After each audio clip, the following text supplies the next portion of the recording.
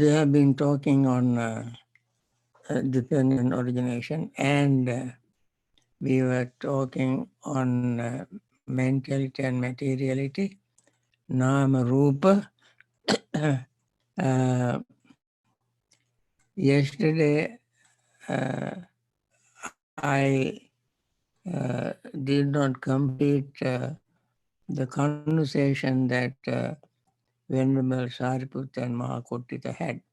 Mahakotita was so happy with Venerable Sariputta's explanation, and he said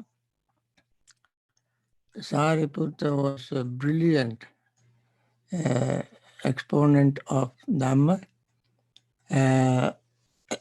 He expounded Dhamma so clearly that he said one who teaches Dhamma, if he teaches any person, especially a bhikkhu, this Venerable Kotita says, any bhikkhu who teaches the Dhamma for the purpose of revulsion of towards the aging and death, for its fading away and destruction. He can be called a bhikkhu who is speaking on the Dhamma, or Dhamma teacher.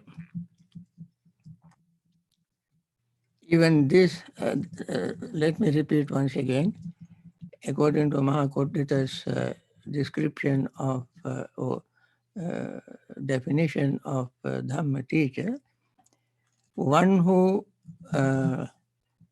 teaches one who teaches Dhamma for the purpose of revulsion towards aging and death. Revulsion towards aging and death. I don't think anybody has any attachment towards aging and death. And therefore, when you hear one who teaches the Dhamma for revulsion, or nibbida in Pali, towards aging and death, he is a Dhamma teacher. So I don't think anybody has any attachment to aging and death. Actually speaking, very honestly speaking, yes, we are attached to aging and death. How? Aging, we use at three levels of our life, or three periods of our life. We use three different names. When we are very tiny little babies, we call growing. Exponentially we are growing. At a very high speed, we grow. And that is what we call growing. The baby is growing, child is growing, he is or she is growing. And growing is another name for aging. We don't call little baby, you are aging. It is an insult to baby, insult to little child. But that is how at one period in our life, we are waiting anxiously to see the child grow. Because we want to see the child crawling, standing, falling down, getting up and falling down, getting up, talking, asking all the kind of questions. Child is, very inquisitive, looking at each other, asking all kind of questions. We like to see that. We like to hear that. But in all these things, what the child sees, child expresses aging. But we don't call, we are very proud of the child's aging and don't call aging. It's oh, he's growing, growing. Now he's talking, his teeth, milk teeth, 2 teeth are there, 4 teeth are there. Now he is biting, she is biting, and now she is eating solid food, this and that. We use all these beautiful, pleasant words to describe the child's aging. So yeah, we like aging. And therefore, you cannot say that you don't like aging. Then there is another period in life, we call it maturing. Oh, he's matured. he, he's, he has good perception, mature ideas, and he can rent a car, he can even drink, he can vote, or he or she can vote. And then we are proud of that period of aging. And then we call it uh, uh, growing. Maturing. Maturing. Yeah, he's matured. He can make a decision by himself. He can be independent. He can have his own girlfriend. A girl has boyfriend. He has an apartment, a bank account, a job. So he is quite mature. Don't interrupt him. let him be independent because he can make his own decision. Parents are very happy to see his aging. But they don't call aging. It will be an insult to him. He would fight back. He would say, Mommy, don't call me aging. Daddy, don't call me aging. I am a matured person. So then comes a period after maybe 50. Then people begin to say, now he is aging. It is confirmed when you retire from a job, 65. So you call now he is aging. See, his memory is not very good. His appetite is not good. His, he cannot see very. Hearing is not very good. He needs a hearing aid. He needs eye cataract surgery, or he needs reading or distance eyeglasses. He has to see ENT to see his blocking his nose and ears and throat and so forth. And so forth. And all this, because now he is aging. He is aging. So now, when we are very young, we are growing. When we are in the sort of young age, maybe between 19 and maybe 35, we are maturing. And then we are aging. Now, only the last one you may not like, and that is what you call aging. According to the Buddha's teaching, from the moment we are born, we are aging. And use euphemistic terms, palatable terms, so that we accept, society accept, that person can accept what terms we use. So whenever Kopita said somebody teaches Dhamma on revulsion, dispassion, and cessation of aging, growing, and aging. There are three two more, and I will continue this after this meditation. And now let us go to our metta recital.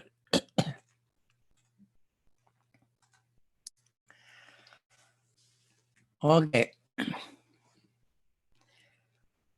let us begin our metta practice.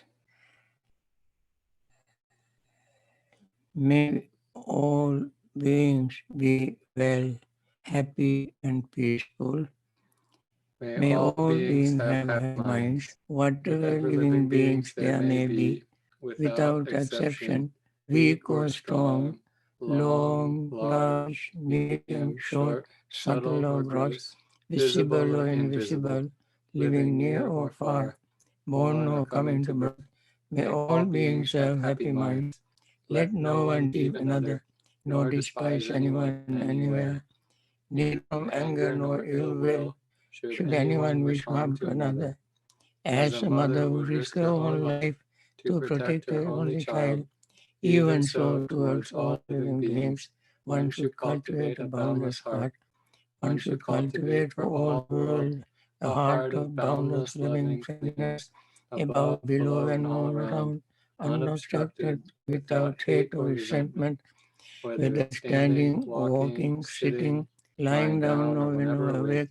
One should develop this mindfulness. This is called divinely dwelling here, not falling into erroneous views, but virtuous and endowed with being, removing desires for sensual pleasures. One comes never again to birth in the womb.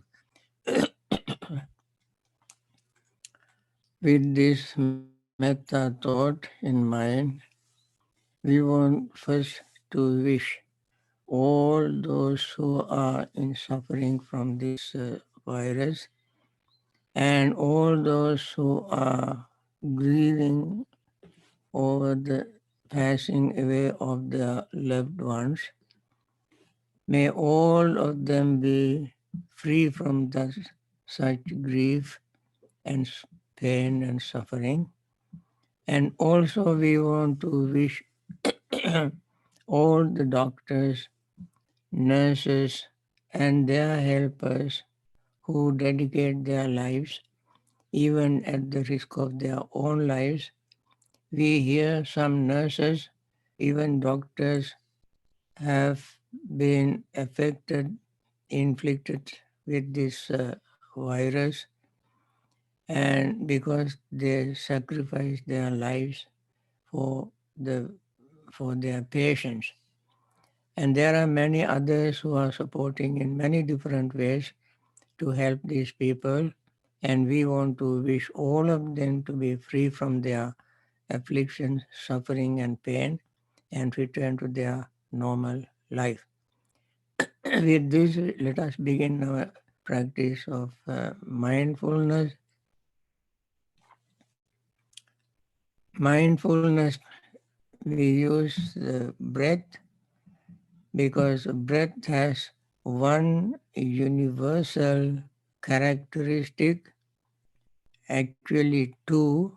One is it conditions our body, bringing oxygen. Second is the breath is impermanent, changing. This characteristic of the breath is absolutely necessary for our developing insight, mindfulness of impermanence. So we use the breath for these two purposes. And when we breathe in, we feel the touch of breath at the rims of our nostrils. And then we experience expansion of our lung or chest area, and expansion of our lower abdominal area. And then as we breathe out, lower abdomen contract, chest area contract, and we feel the breath leaving the nostrils. As we breathe out,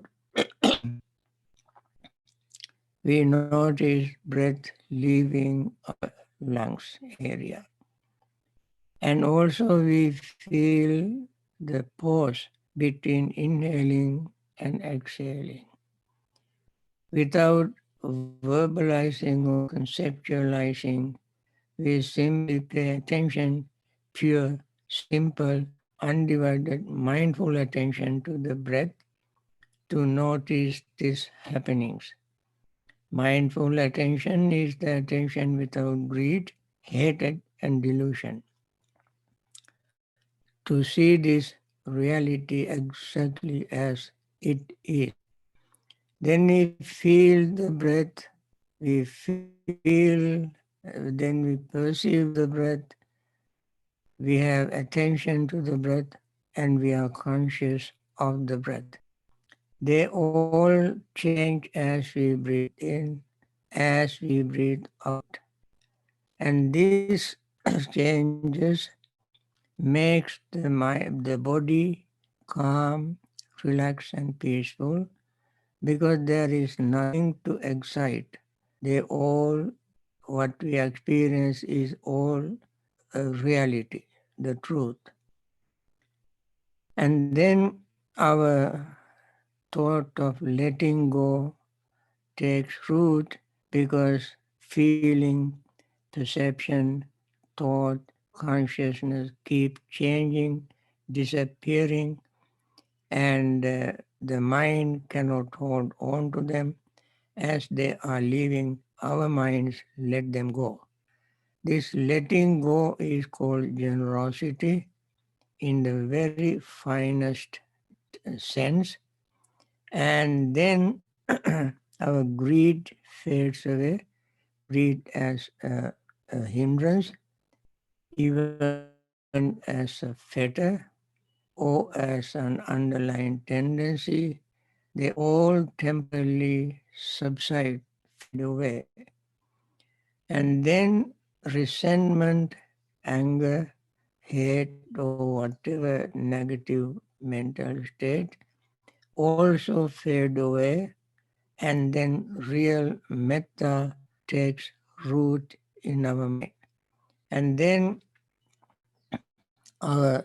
any sense of cruelty in our mind will fade away.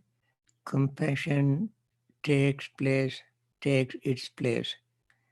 And then when we see this letting go, metta and karuna, compassion, then joy arises in our mind because we can see the truth taking roots in our mind. When joy arises, happiness arises, and concentration arises. So we let go of our greed, hatred, restlessness and worry, and sleepiness and drowsiness, and doubt. All fade away. Mind gain concentration.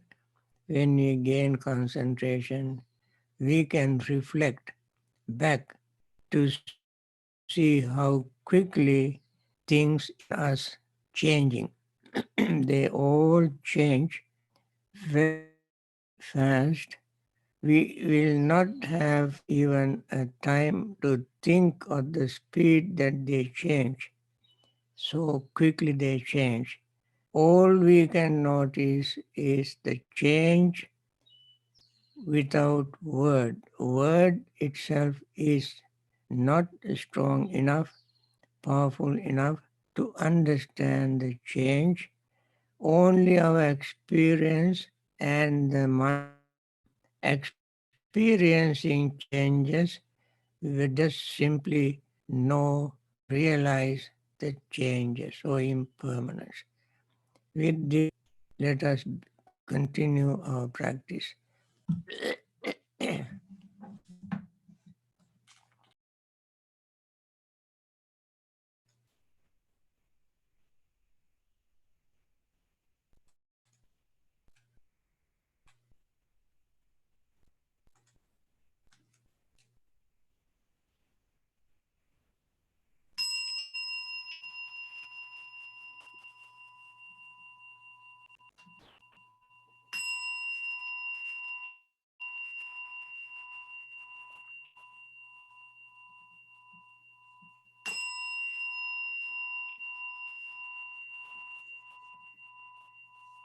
dukkha pattaca nidukkha, bhaya pattaca nibhaya, soka pattaca nisoka, hontu sabbe pipanino. May the suffering be free from suffering. May the fear-struck be free from fear. May the grieving be free from grief. So too may all beings be. Once again, friends, as we mentioned at the beginning, also now we want to wish all those who are in pain and suffering be free from pain and suffering. And may all those who are supporting them in many ways to relieve their pain and suffering, professionals, doctors, nurses, and so on, may they all be healthy, strong, perseverant, and courageous, be free from disease, sickness, be healthy, and continue their very noble, selfless service. And those who are making decisions must make the decision answering their own conscience as to how they feel when they are affected by this virus. How they feel when their relatives, friends, and closest associates are affected by this virus. And they all must therefore answer in their conscience, be very fair, just, and make right, wise decisions for the benefit of all these suffering beings. With this, I want to continue the talk that I started on Nama Rupa, mentality and materiality. Aging and death does not happen only to us. According to the Arya Pariyesana Sutta, Noble Search, Discourse on Noble Search, Buddha said everything goes through aging and death. He mentioned not only human beings, but even gold, silver, copper, houses, and so forth. These are material things. And uh, gold goes through aging and death. Silver goes through aging and death. Copper goes through aging and death.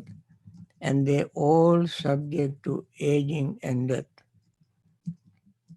And then our feelings, perceptions, thought, volition, attention, all these go through aging and death. Feeling goes through aging and death because it appears and slowly fades away and disappear. Perception also grows, mature, fade away. Thoughts appear, mature, and disappear. And everything, both in the group of materiality and mentality, go through aging and death. And then consciousness also goes through aging and death. And therefore, there is nothing remaining the same. They all go through aging and death. And the one who teaches Dhamma on this aging and death, Venerable Kotita said, is a Dhamma teacher. Dhamma teacher. That is, he teaches the theory of Dhamma. pariyatti, pariyatti. Then the teacher, the one who practices this theory on aging and death, that means in the person's own experience, one see aging and death through the practice of meditation, is called a one who lives in accordance with the Dhamma. Dhammanudhamma patipatti. That is patipatti. The three levels. Pariyatti level is theoretical level. Patipatti level is practical level. You know, in order to know something very clearly, according to science, you got to know the theory. But theoretical understanding, knowledge is very superficial. Then you go to the lab and put it into test. That is the practical, to gain practical awareness, understanding, knowledge, to perceive exactly what you have conceived in your thinking. It's a theory. So the Buddha's teaching, Buddha said, learn the theory, pariyatti, and don't stop by learning the theory. Put the theory into practice, patipatti. So Venerable Kotita said, Venerable Sariputta told me the how the theory put into practice. And the one who practices in one's own life on aging and death is called Dhamma practitioner, following the Dhamma. Following the Dhamma is called Dhammanudhamma patipada, patipatti. And then very wonderful thing happens. That is called realization. Then patipatti, pariyatti, patipatti, when you put these two together, then you come to realize the truth that aging and death is not something limited to theory. You experience it, and then you come to realization. That is called Nibbana. So Nibbana you can attain at these three, after putting these three into practice. Theoretical knowledge, practical knowledge, and realization knowledge. Realization you cannot gain from anything else, only from your own personal experience, practice. And then you will teach that you will first teach and then practice the revulsion towards aging and death.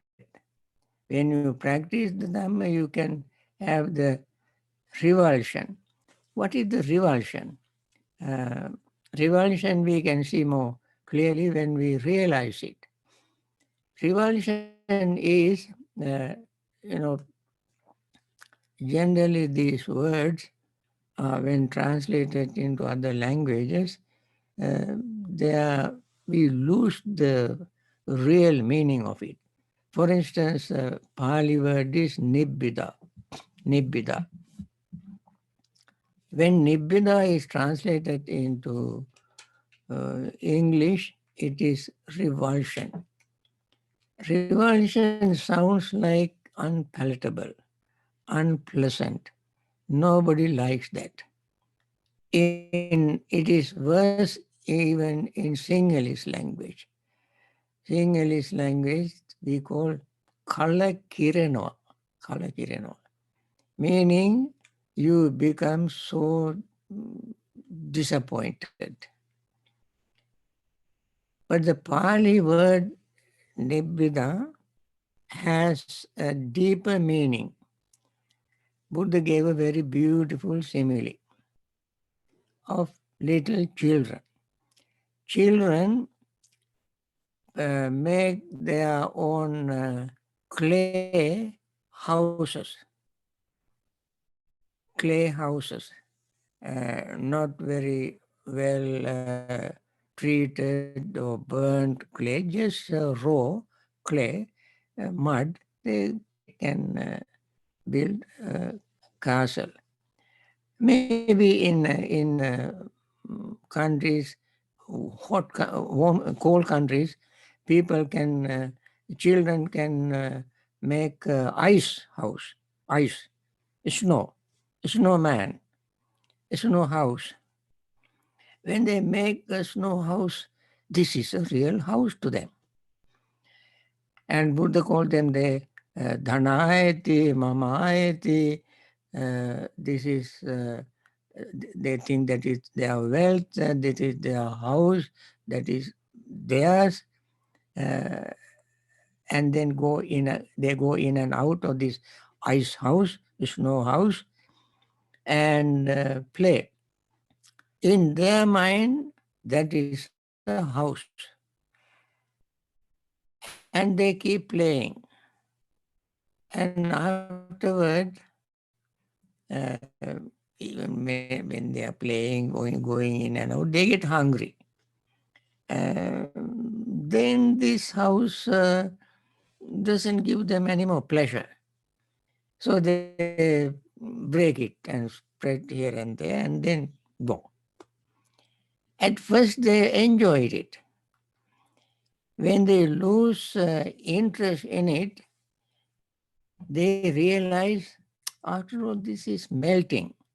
Snow is melting. This doesn't have a solidity, hardness. And then they see, they don't understand the word impermanence, they see impermanences, and they lose interest. And then they break this ice, snow house, snowman. And then that doesn't no longer give them any pleasure. Why? They understood what it is. When they understood what it is, they are matured, they realized what it is, and then they lose interest. Similarly, there is nothing negative in it. In Nibbida, what there is realization, understanding the truth of aging and death. Aging and death is a real thing, and it happens to anybody.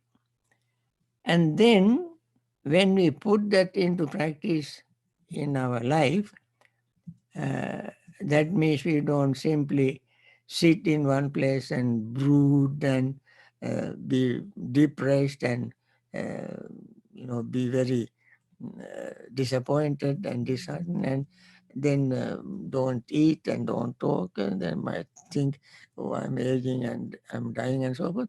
That is not the way. That is not the way. The way is living as we live with understanding. Live as we live with understanding. And experience what we experience as we are experiencing. For instance, we eat. When we eat, we taste food. When we drink, we taste the drink and quench our thirst. We wear clothes, cover our nakedness, and prevent us from getting cold, and so on. And we take medicine and so forth. We go by our daily activities as we normally do. But At the same time, we understand that even this is impermanent. This is impermanent. This is impermanent. We don't cling or attach to any particular thing. At the back of our mind, we keep that reality all the time. And that is why in somebody who understood this will not be affected by worldly vicissitudes. Like when they gain, they understand that this is a gain, but it is impermanent. When they lose, they understand I lost, it is impermanent. When they are famous, they think, well, it is famous, it is impermanent. Then they are defamed, they become, yeah, that is the nature, it is impermanent. If they are blamed, they understand, well, that is the nature, it is impermanent. Then when they are praised, they would think, well, they praise, but it is impermanent. Then when they are happy, they say, I'm happy, but it is impermanent. When they are unhappy, in pain, they understand that is impermanent. So we understand the things, the truth, because you cannot do anything about impermanence. You cannot do. They remain steady. And that is why in Mangala Sutta, this very beautiful sutta that talks about the blessings. Understanding the truth is a blessing. Puttasa loka dhammehi. Chittang yasana kampati asokang virajang khemang etam mangalam uttamang. Touched by the worldly vicissitudes, the one's mind does not shake. It's a blessing. So the person is not trying to run away from reality, but facing reality, accepting it, and live the life. So, Venerable Mahakotita praised Venerable Sariputta in saying this thing, and she said, you, Venerable my friend, deserve praising in 36 ways. What are these 36 ways?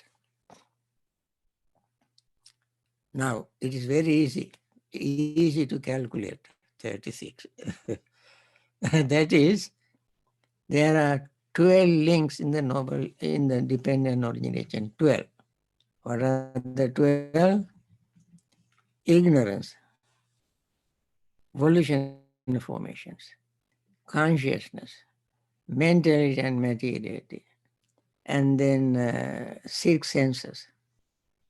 Then contact, feeling, and then craving, then clinging, then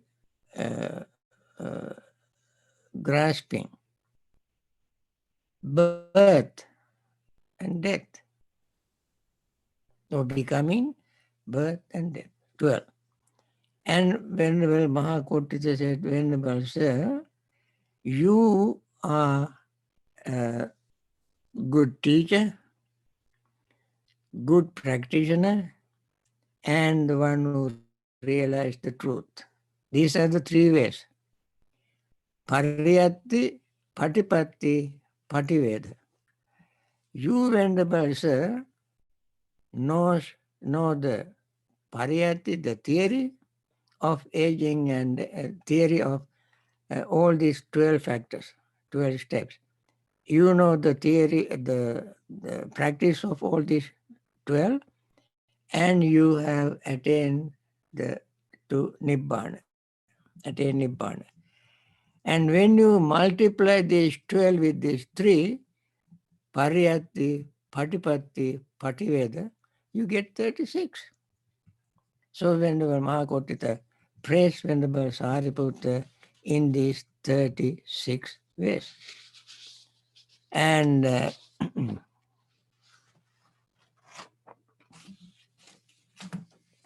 now we have a few more minutes.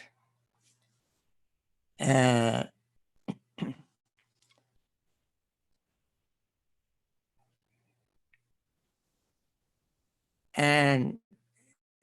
also, it's on the dependent origination, there is a very important factor which has been explained and described by Venerable Sariputta also in Sammaditthi Sutta, and Buddha has explained it another discourse in Samyutta Nikaya, and that is called Sutta called Ahara, Ahara, food.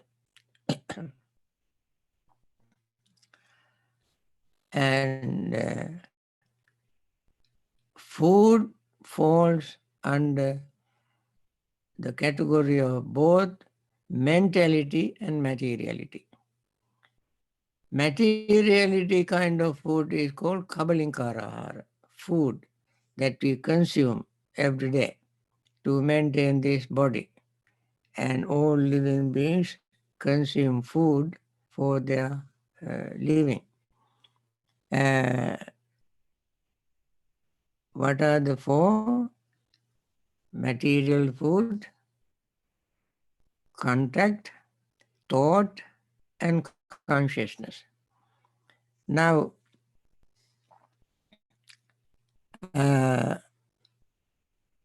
Buddha said because there is greed for nutriment called edible food. If there is delight, if there is craving, consciousness becomes established there and come to growth. There is a descent of name and form. Where there is a descent of name and form, there is the growth of volitional formations. Where there is the growth of volitional formations, there is the production of future renewed existence. Where there is the production of future renewed existence, there will be birth, aging, death, sorrow, lamentation, and so on. Now, the food itself is necessary for our living. But if we have greed for food, edible food, and have delight in it and craving for it, lust, delight, craving for food, their consciousness will take root. Consciousness will take root. Now, the food is material. And for material food, there is lust, craving, and delight. These are mentality. We were talking about how mentality and materiality are working. When material food is there, then craving is there. That belongs to mentality. Delight is there, that belongs to mentality. And lust is there, that belongs to mentality. When these three are there, consciousness also take root there. When the consciousness take root there, this same material food will be the source. When consciousness take root there, Then, wherever consciousness is established, there comes to descend on the name and form. Where there is consciousness, name and form, mentality and materiality is there. Now we mentioned in earlier discourse, the discussion, that consciousness, mentality and materiality are there as one bundle of bamboo, and then consciousness is another bundle of bamboo. When these two come together, they support each other. They support each other. When they support each other, then mentality and materiality is supporting each other. Then volitional formations arise there. Volitional formations is called sankhara or kamma. Now, from the material food, consciousness, mentality, and kamma can arise. Kamma can arise because of the volition and intention, and consciousness. Consciousness, volition, when combined together, because of greed and lust, delight, uh, karma can be created. And then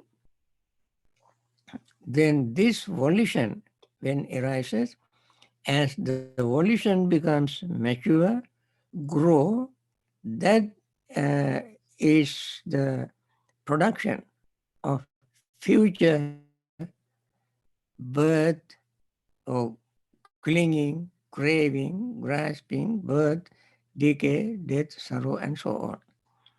Now, the material food, among four kinds of food, material food itself can be a supporting factor for aging and death. Not only that, birth, decay, death, sorrow, lamentation, pain and grief and despair.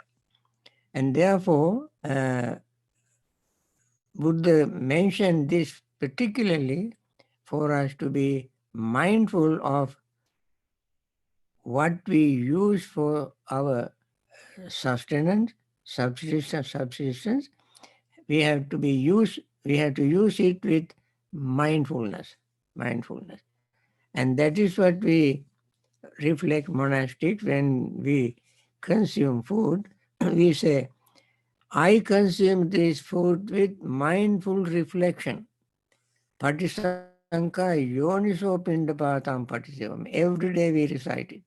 I consume this food with mindful reflection so that greed will not become a factor of our samsaric existence, and the consciousness does not become a seed of that, and we consume this food only to sustain this body, without which even our religious life, our holy life, following the Noble Eightfold Path, we cannot live.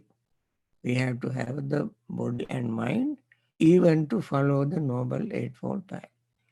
Now, therefore, we consume material food with mindful reflection.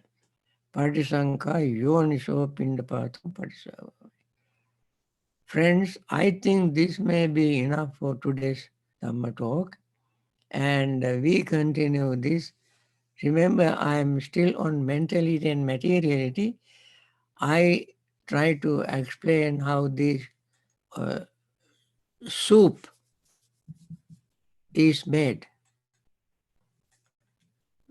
Soup of mentality, materiality, and consciousness. These three, how they work together in our samsara. So, friends, I want to conclude this little talk this morning with this note, and I am happy that you all so earnestly participating in it and gain some benefit and also gain merits and blessings.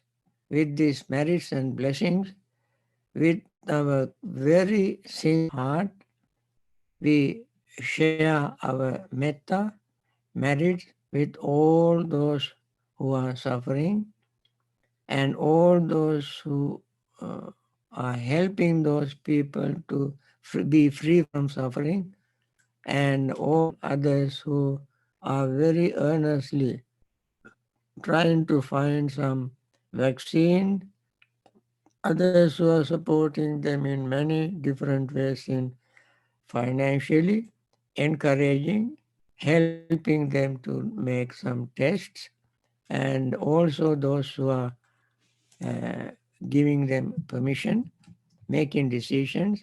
May all of them be well, happy, and peaceful, and bring this COVID-19 virus pandemic to an end and have very wonderful, peaceful, happy world.